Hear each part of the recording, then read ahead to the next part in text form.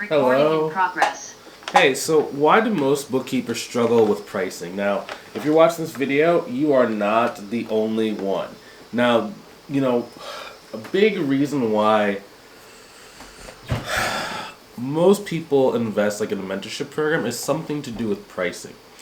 And most bookkeepers struggle with pricing from a mindset perspective due to a combination of self-worth challenges, fear of rejection, a lack of confidence in their value. And there's a number of different reasons why. So number one, most people are basing their prices on effort, not value. So historically, and most people have been trained to kind of think and just operate is that it's all about hours worked. Now, in some cases, there are times when pricing hourly is okay, but at least in our mindset of how we think about pricing, it's not always just based on how much time you spend. Case in point, some people they're well, it doesn't take me much time to do the client's books. It costs me, or it takes me 1 hour, and I charge $300. So it's $300 an hour, and that's kind of how they do their mindset. And on the small clients, yes, that makes sense, but on the larger clients where it actually counts, that's not going to fly in a lot of cases. Now, that's number one. You have to really be thinking about the value of what you bring. I'm going to talk about how to really think about the value in a minute, but number one, it's not based on your effort or your time that you spend. It's about the value you bring. Number two, a lot of people struggle with charging correct price because they are afraid of losing clients by charging more. So most accountants and bookkeepers really undervalue bookkeeping service because they think their clients will say no to higher rates. So instead of really owning your expertise, a lot of people will lower the price, and they will really attract cheap and demanding clients. It's very interesting that it's the lower your prices, generally the worse the clients that you're going to attract in most cases. Now, sometimes you might be charging a low price and it matches you have a business owner that's a startup that has they did maybe $30,000 in the first year. Okay, that could be a $50 a month client, $100 a month client. I wouldn't take them on if they're too small, but it would be normal. But where this really struggles is that a lot of the times, if you're charging low prices, you're getting people that should be paying $1,000 a month, but since they're paying $3 or $300 a month, they're generally the cheapest mindset people that will be the most demanding, and they'll be treating it they're doing you a favor by working with you. Now, in a lot of cases, the more money that someone pays, oftentimes the more they actually respect you, and they respect your experience. They kind of defer to your expertise, right? Oftentimes what happens is if you charge a smaller amount of money, you're going to have a client and they never really implement any of the changes you say. You try to make a suggestion, they kind of treat you oh, that's thanks, whatever. And they don't implement anything, they just ignore you, and it's just very, very frustrating. Next thing is imposter syndrome. So in a lot of cases, some people are charging the value of their service with their level of either experience or their self-worth. So new or even experienced bookkeepers oftentimes question whether they're worth the higher price. And they oftentimes will compare themselves to larger firms and think why would someone pay me instead of paying them, right? If I have 1 year experience, 2 years experience, or 10 years experience, why would someone work with me when they could go with a firm that's 100 years of experience? They have 30 different employees and staff, accountants and staff. Why me, right? Now in reality, a lot of clients are not paying for size or necessarily direct experience, right? In a lot of cases, they're looking for trustworthiness, reliability, and peace of mind. So I'll give you an example. So I've had it where a lot of our students will report that they get clients, they'll pick up new accounting and bookkeeping clients because the client goes, oh, you're just so reachable. Versus when they work with a larger firm, there might be a lot of red tape. They might be working with a what do they call it? A case manager. Sometimes it's a case manager or an account executive, or it might be a junior staff accountant who has to go talk to the senior staff accountant, who then has to go and ask a question to the CFO, and just keeps there's so many layers of communication that they have to go through in order to get a very simple answer. And a lot of business owners don't like that. So it's almost a lot of the firms almost size themselves out of the market that you're competing in. Right, because after a certain point, if their customer service goes down, they're basically living off of the legacy that they've created from their existing clients, and they're getting most of their stuff off referrals or super large enterprise case of between like $10,000 to like $50,000 for some of these like projects. Now, you're not competing with someone like that. You're probably not charging $20,000 a month for something. You're probably not charging $50,000 a month for a service. You could be, but in most cases unlikely, right? You're going to be charging $500 to $5,000 per month per client on average. Sometimes you could go up as high as $10,000 per month, but once you get past about $7,000 a month, the client work and client load does feel more like a full-time job than just like a part-time contract. So just kind of be aware of that, and just like, it's not always just about you. In a lot of cases, it's really about like what were they previously used to, right? It's like, you don't have to be like, the GQ world's most sexy man like The Rock Johnson if the person that you're marrying was married to someone that was really mean to them and didn't really treat them with respect and was always kind of like cheating on them, right? So it's like, comparatively to them, not saying like you're a bad person or anything if like you're not like The Rock on GQ. Right, but you don't have to be like the best. You have to be better than all the other experiences they've had in the past, and just do your best and be who you are. A lot of the clients will choose you just because of who you are. Cool. Next thing, a lot of people actually price their services based on the prices that they can afford. You'd be so surprised how many bookkeepers will say like, they'll base their prices based on their existing personal finances, and they'll be like, I wouldn't pay $500 a month for bookkeeping, so other people won't either. It's like, well, I mean, number one, of course, you probably wouldn't pay $500 a month if it's for your business and your business just got started. That is kind of the point. But to say that no other clients will do it just because of you, that's not really based in reality. That's more based in kind of like, a different zone. In a lot of cases, business owners actually expect to invest in services that save them time and money. So there's three or four main real classes of like people that buy, right? There are people that try and get everything for free, people try and get everything on like the cheap discount, people that try and pay like reasonable value, and there's people that buy luxury, right? So the people that get it for free, that's not really who we're looking for. Those people are going to try and to do some work and then disappear. The next one are people that are like cheap, right? So that's the kind of people we talked about in the first step, where it's like they're going to try and nickel and dime you. The next one is that there are some people that don't mind paying a reasonable equitable exchange of value. So if they get, they put $1 in, then they expect to get anywhere between like $2 to like $10 back, right? And that they're using a math equation to see exactly how much money you're making. Those are really good clients. They're very fair clients, right? Having a fair client is oftentimes better than having an extremely high price client, because the fair clients will allow you to increase your rates as the workload becomes drastically changing.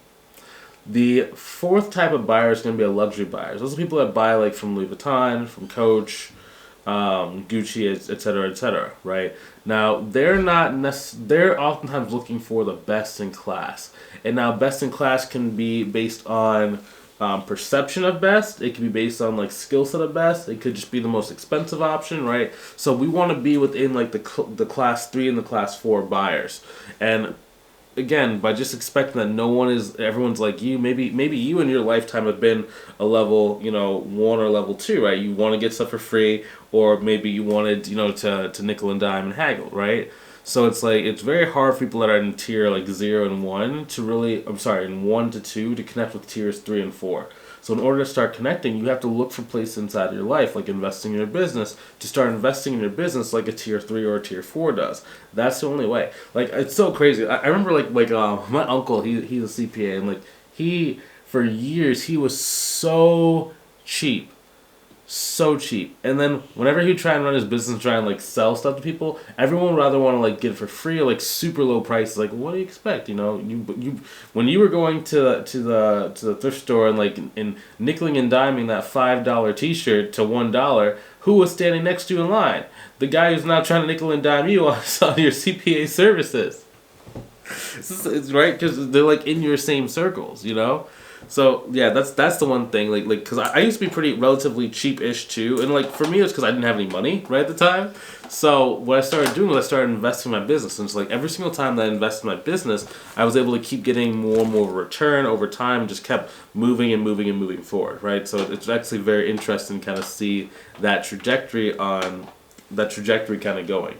But yeah, you have to change yourself first before you can really change the world, right? They talk about what Michael Jackson, Man in the Mirror. First you got to change the man in the mirror, then everything else around you starts changing as well.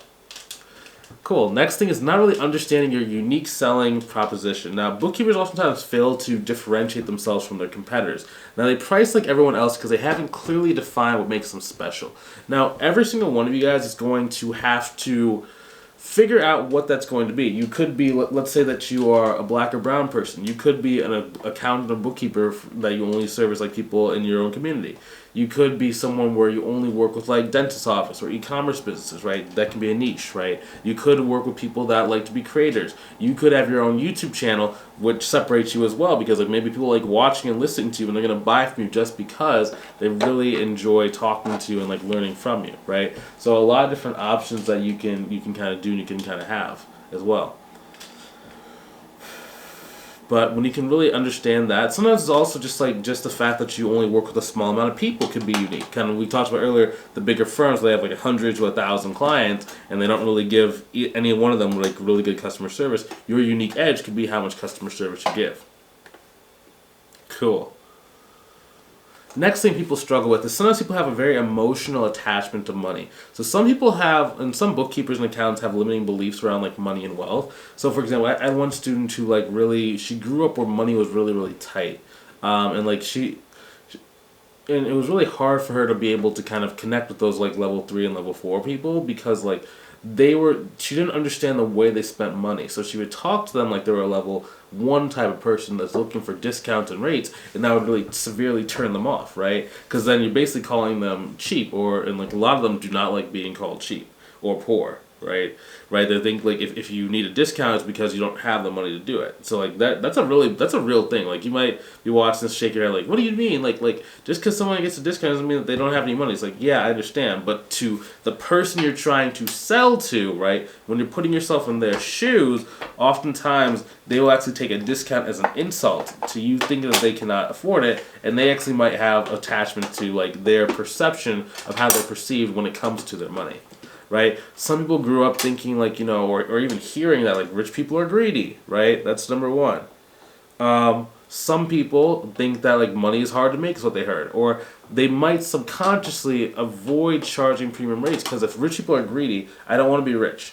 And if money is hard to make, then I have to like charge a low amount of money because if I charge the right amount of money, now making money is easy, and that's not good, So it's all about just like learning how to really think in terms of money and like think in terms of abundance in order to kind of go there. Yeah, just really learning how to shift into abundance. Usually shifting to abundance starts with like spending money. And like it could be spending money like on something you would never buy. Like go and like get like a massage or like a massage place, or go. I think a lot of people will go and get like their nails done or go to like what are those called? Not salons. It's like a nail place of some sort. I don't know exactly the phrasing of it, but like go treat yourself to something that you usually would not do because if money is tight, you know what I mean? And just like start training your brain. And I don't mean to go splurge. I don't mean to go spend like $10,000 on like a new car randomly and just be like floating in your car talking about abundance. You know what I mean? Like it's just start showing yourself that if you do spend money, it's not going to kill you. I think that's a big thing that I had to learn for a while. Cool. So how to start really changing and fixing your mindset to charge more. Number one, stop charging by the hour. The only time I charge by the hour is if it's a very specific, unique case to one of the students in our mentorship program. But if you're not in our program and you don't understand what those specific times are, then I would focus on doing value-based pricing instead. Number two, start learning how to own your expertise. Even if you're new, your service still saves clients time and money, so you can attach a dollar amount to that and you can charge a percentage of whatever you're going to save, make, or help them go and do. Next thing, understand your client's pain points, right? Business owners don't just want bookkeeping. They want peace of mind, fewer tax surprises, and more time, right? So learn what you're selling and learn what the tangible value of trade is, right? So here's the thing. If you don't have a unit of measurement, then you can't trade. So I cannot take this gold piece if I don't have something to trade it with, and if I don't know what the value of this stuff is, right? So if I trade this money for this gold piece, it's a clear transaction of value. But unfortunately, You and your business do not know what your piece of gold is. Your bookkeeping is a piece of gold. But if you do not know how to accurately price it out, or you've never even thought about pricing it out, or even understand what does it do for the end of the client, you're not going to be able to assign an appropriate value, and it can be ripped off every single time. Next thing, practice saying your price with confidence, okay? The first time you say a really high price, it will feel uncomfortable, but confidence grows with repetition. One thing I used to do was before every single consultation call, if I was nervous about the price, I would say the price like 3 times before the call, and then like I would just keep saying it out loud, out loud, out loud, out loud. And then what I would do is like when I was actually doing the sales call, it would be a lot easier because I already said the price 3 or 4 times. Also, what I would do is if there was a price point that was higher than I was like used to, I would say the price so emphatically, and I was looking for the person to say no. Because what I learned is that if someone said no to my price and I didn't die, okay, well then I'm good. You know? I'm good and I'm safe. And like that's all your body really needs to know. And like you're not going to be ostracized for saying a price that's way too expensive. That's a really big, important thing to do. Next thing, start positioning yourself as an investment, not a cost. So you need to start learning how to show that your service helps businesses grow and avoid financial mistakes, right? It kind of goes back to understanding your client's pain points. If you understand someone's pain points, then what you can do is you can start really showing them what is the cost of inaction, the cost of not only paying for the service, but what's the cost of them not paying for the service? Like, what is going to happen if they don't? If you can learn how to really paint that, it makes the amount of money someone's willing to pay you a lot higher because they value what you have a lot more. Now, final thoughts. Pricing is 80% mindset, 20% strategy. Once bookkeepers shift their thinking, they can charge what they're worth and attract better quality clients, okay? Now, if you need some help learning how to price your services, like maybe you don't have a pricing calculator, I can give you a pricing calculator, or you have a pricing calculator, but whatever price you're saying on your existing calculator just is not getting accepted, I can help you fix that as well. Okay? Either way, the main thing that we do inside of our mentorship program is we help people go and get to that next level so that they can really live the life that they want, a life of being able to spend time with their family, a life of being able to go on vacation without having to like check in with anybody or feel like, you're going to get fired because, some work was missed, okay? But just making sure that you can live a life by design instead of a life that's, is given to you. So if that's something you feel could be helpful or that's something you want, go ahead and click the link inside the description, either above or below the video to book a call with myself to see if I can help you inside of our mentorship program, okay? I will talk to you soon. Have a good rest of your day, and take it easy.